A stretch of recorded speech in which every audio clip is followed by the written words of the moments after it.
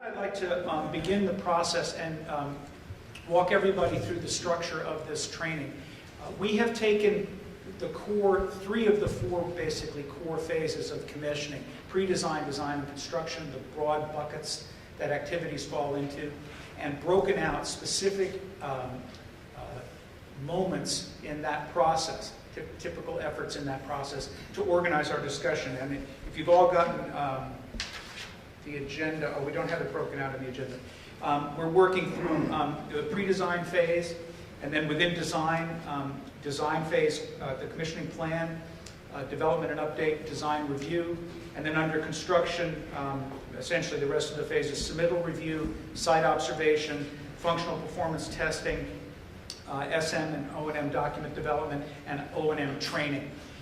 There's other activities that occur in a full commissioning scope, but we're not dealing with those today, just with these in pre-design, design, and construction, because we feel that for the rookies, those will be the probably the important ones to start with. What we'd like to do is we're going to take roughly 15 minutes for each of 8 phases of the commissioning process and go through teeing them up with the panelists and trying to look at what do you need to do to ensure success during this phase, what do you have to watch out for that could trip you up during this phase, and then particularly for the rookies, or people who are interested in entering this profession. Rookie may be the wrong word, since it implies a youthfulness that may not be necessary to trying to enter this profession, particularly looking at the room.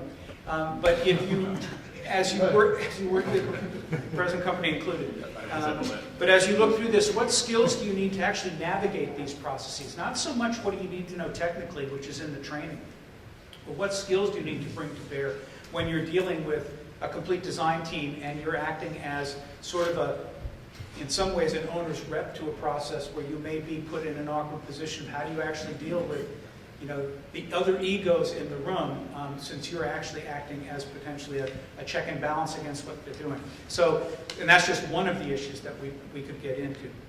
So with that, I'm going to start on the pre-design phase. And I wanted, the Building Commissioning Association has put out a best practice guide. And so I'm going to just tee this up a little bit with, they have some general verbiage about what that phase is, and then they also many times have a particular issue that comes up that seems to be prominent in that particular phase.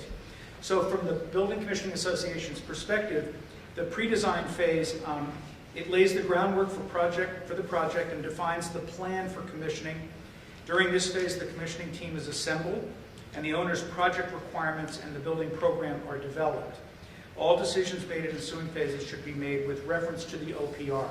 And for those of you familiar with commissioning or have been taking the training, obviously the OPR is central. One of the issues that's come up with the commissioning, through the Commissioning Association and with expert commissioners around the country, is that the OPR and the basis of design, which grows out of the OPR, are frequently not being developed by the project team nor utilized for the commissioning process. If that's indeed the case, and that's what's being found out around the country, to me as a lay or an educated layperson, that's a big problem. And now, so I'd like to turn over, within our context of what do we need to know to ensure success, what do we watch out for, what skills do you need, the beginning discussion on pre-design, and we'll lead off with Mark Miller.